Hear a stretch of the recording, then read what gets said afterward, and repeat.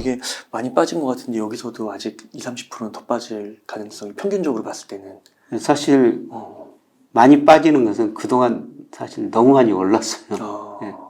그렇구나. 그러면은 그 어떤 이제 전문가분들께서는 예.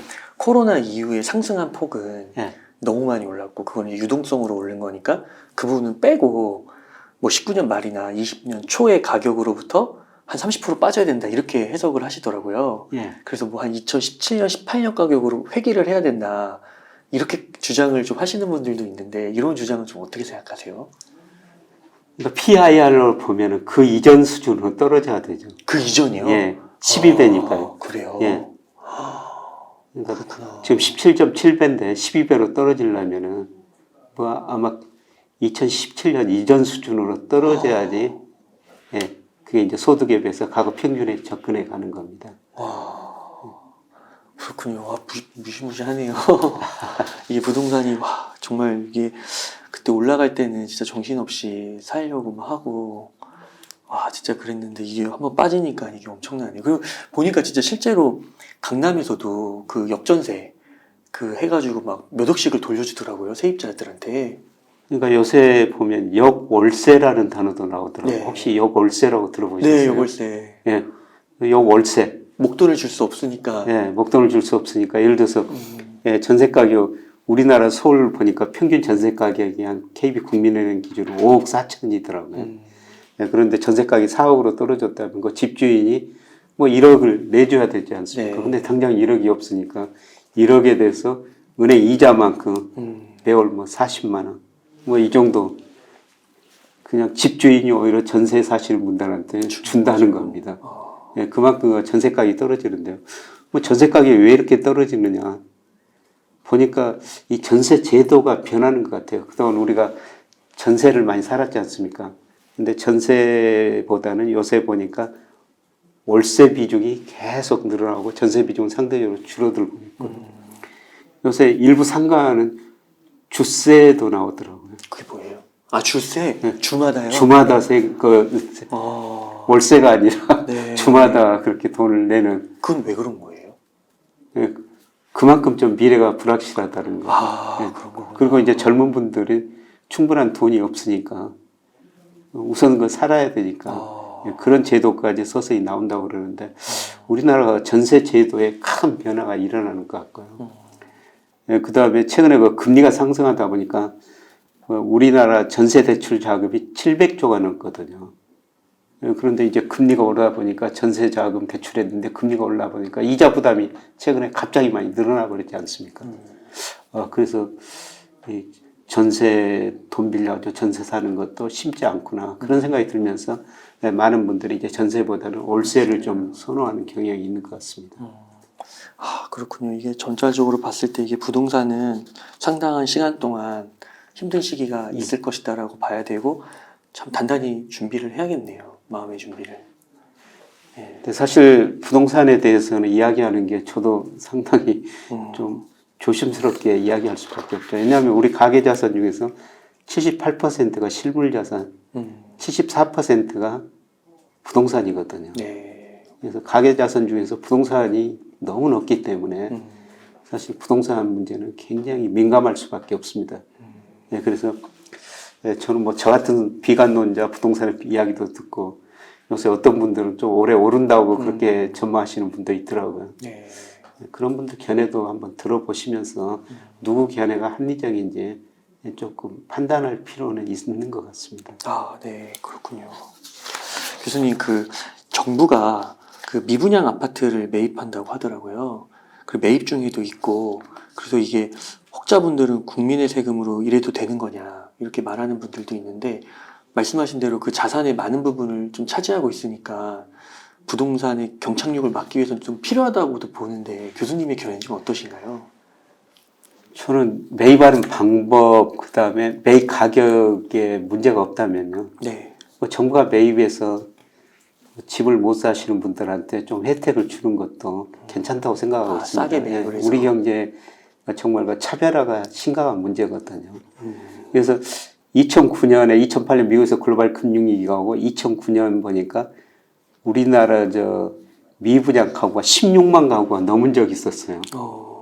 예, 그때 일부를 정부가 그 분양가격이 한 60 내지 70%로 매입해 줬더라고요. 근데 지금 우리 저 미분양 가구가 한 6만 가구 정도밖에 안 됩니다, 아직은. 네. 이게 이제 10만 가구 되면은 이게 건설업자도 문제고 이게 부동산 PF 많은 문제가 터질 거거든요. 뭐 그렇게 되면은 어느 정도 정부가 나서야 되는데요. 예, 대신 우리가 그 뭐 상품 기업들과 재고가 많이 쌓이면은 싸게 재고를 처리하지 않습니까? 네. 그러니까 부동산 업자들도 그거 가지고 있는 것보다 싸게 재고 처리하는 게 좋거든요. 그래서 그 가격을 좀 싸게 해가지고 예, 정부가 뭐 어차피 차별화를 해소해야 되니까 정부의 역할이니까 예, 그런 걸 집 없이 어렵게 사는 분들한테 이런 식의 좀 뭐 혜택을 좀 주는 거 이런 거는 저는 나쁘지 않다고 생각하는데요. 물론 어떤 분한테 이거를 줘야 될 것인가. 네. 이거 시장의 원리에 뭐 좀 모순되는 점이 많이 있기 때문에 생각은 많이 해야 되겠습니다만은 예, 저는 뭐 싸게 그냥 미분양 가구 뭐 주택 아파트 같은 거 예, 정부가 어느 정도 개입하는 거는 나쁘지는 않다고 생각하고 있습니다. 네. 그러니까 이게 매입 자체의 문제라기보다는 매입 방식. 예, 매입 방식. 그 부분에 있어서의 문제. 그렇게 해서 하면 되게 좋겠네요. 교수님, 그러면은 그 무주택자분들에게 이제 어떻게 보면은 한동안 이제 포모를 느끼시다가 내 집 마련의 기회가 점점 오고 있다고도 볼 수 있을 것 같은데요. 혹시 그 집을 매수할 때 뭐 시도라든가 뭐 이런 게 좀 있을까요? 시그널?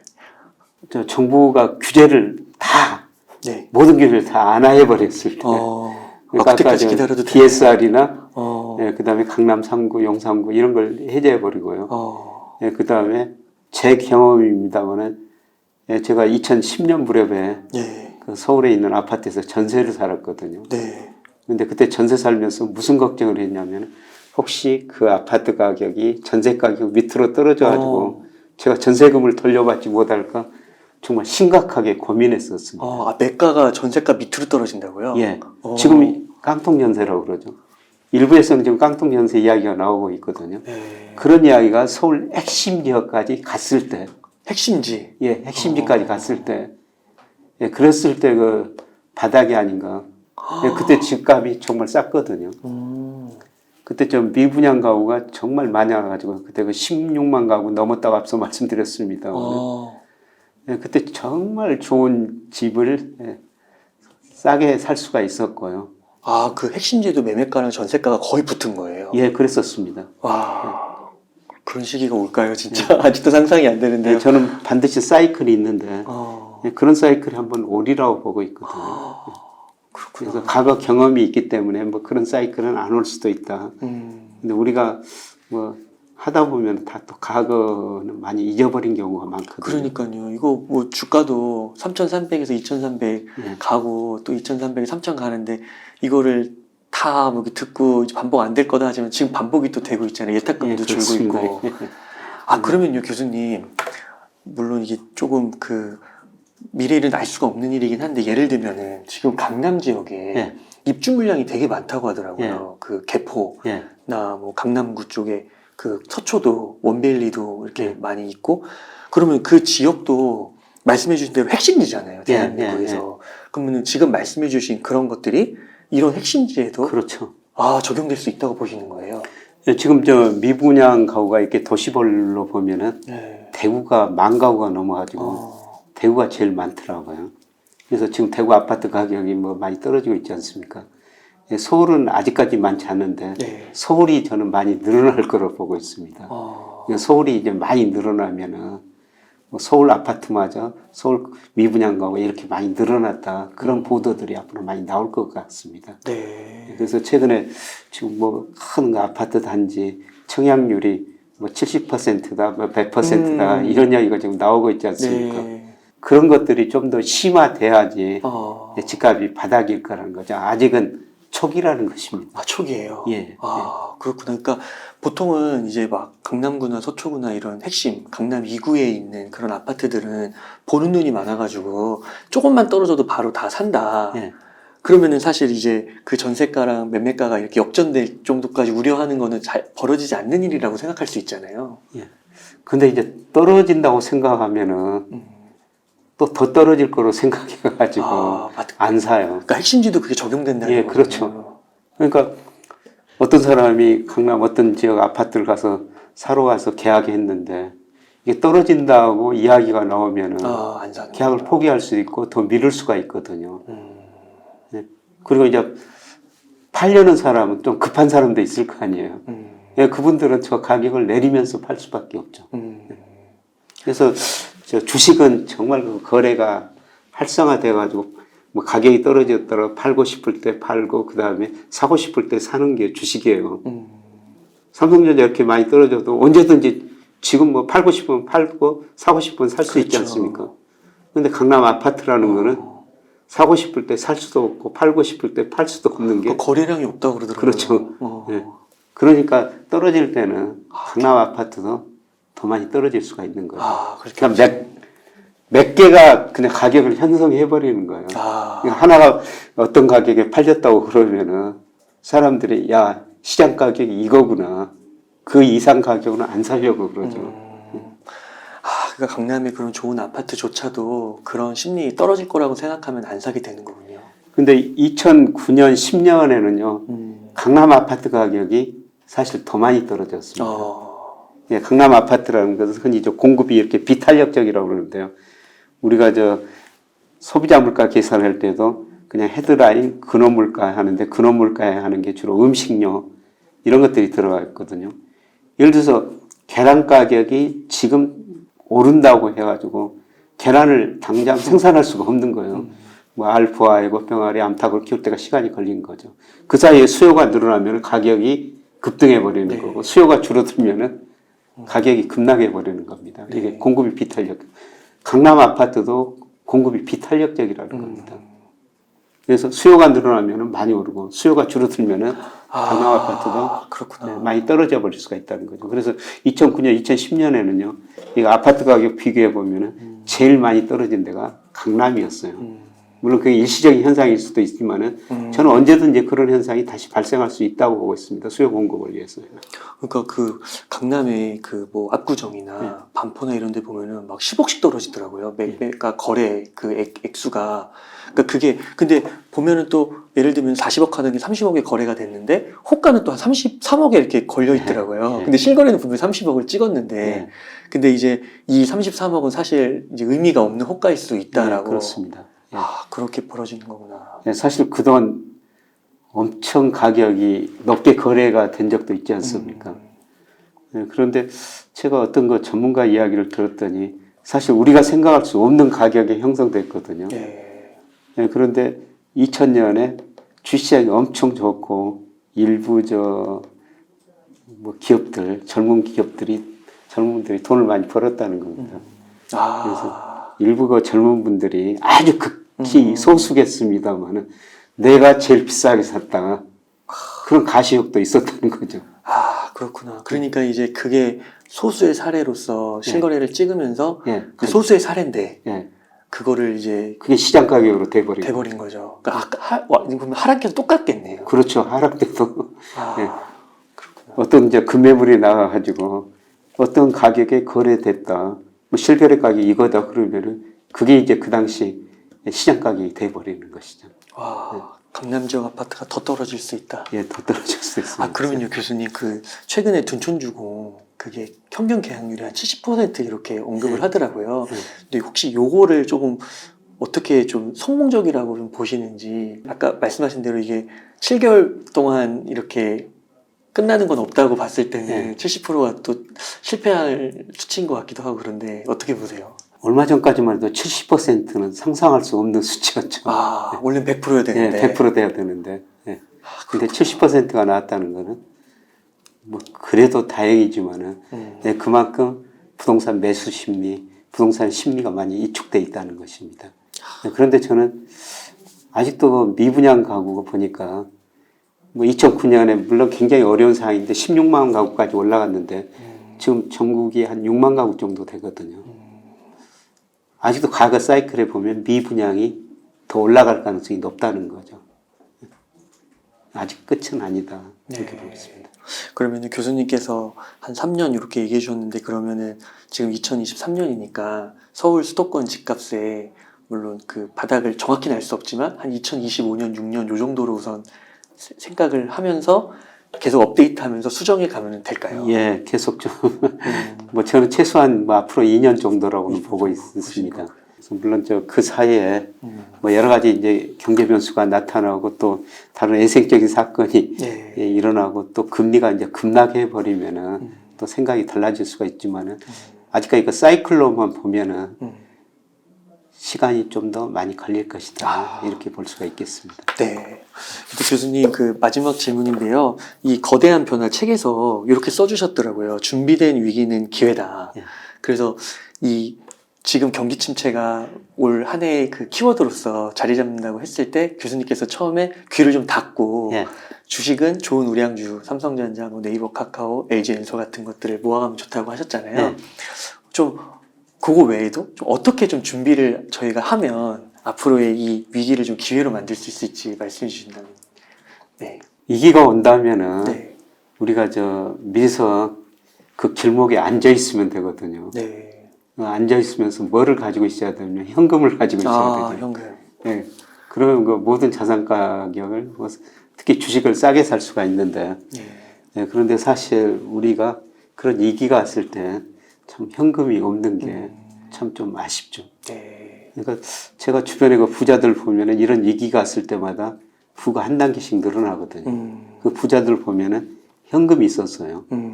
예, 그리고 또 용기가 있습니다. 네. 그러니까 우리가 자산 가격이 요즘처럼 많이 떨어지니까 뭐 주가가 뭐 1800 간다, 1600 간다, 뭐 이런 전망도 맞아요. 코스피가 나오지 않습니까? 네. 떨어지면 우리가 주려가지고 못 삽니다. 근데 그런 거 부자들 보니까 이렇게 떨어졌을 때 자기가 가지고 현금으로 사지만은 용기가 있어가지고 또 레버리지라는 걸 일으키거든요. 네. 은행에서 또 빌릴 수 있는 돈 빌려가지고 또 자산을 사가지고 부자가 부를 늘립니다. 그래서 예, 저는 뭐 현금을 가지고 계시면 뭐 정말 그 좋은 시기인데 예, 어떤 식으로든지 뭐 자산 배분을 좀 잘 해야 될 것 같습니다. 예, 그동안 제가 채권을 많이 사시라고 말씀드렸는데 채권을 사셨다면은 지금은 채권을 팔고 채권 비중을 줄이고 주식 비중을 좀 늘리는 시기라고 보고 있고요. 네. 예, 그 다음에 부동산 비중이 사실 너무 높거든요. 어떤 식으로든지 유동화를 해야 되는데 사실 이거는 쉽지 않은 것이죠. 네. 예, 그래서 저는 뭐 주택연금 제도 같은 것도 굉장히 바람직한 제도다. 유동할 수 있는 가장 좋은 제도다. 이렇게 지금 보고 있고요. 어떻든 예, 저는 주식시장에서 그 부를 늘릴 수 있는 기회니까 예, 적극적으로 뭐 주식시장에 좀 관심을 가질 시기가 아닌가 그렇게 보고 있습니다. 그러면 현금 비중을 한 10% 정도만 가지고 있으면 될까요? 뭐 현금 비중은 뭐 예, 지금 상황에서는 뭐 10%그 정도면 뭐 괜찮을 것 같습니다. 예. 네. 아유, 교수님 이렇게 긴 시간 동안 좋은 인터뷰 너무 감사드리고 그럼 시청자분들께 좀 끝으로 하고 싶으신 말씀, 강조하고 싶으신 말씀 있다면 좀 부탁드리겠습니다. 예, 요새 가끔 제가 말씀드리지만은 예일대학의 로버트 실러 교수가 금융민주주의라는 단어를 강조하더라고요. 네. 이 금융민주주의라는 건 뭐냐면은 우리가 금융에 대한 정확한 정보를 알고 그다음에 금융으로서 모든 국민이 부자가 되는 것이죠.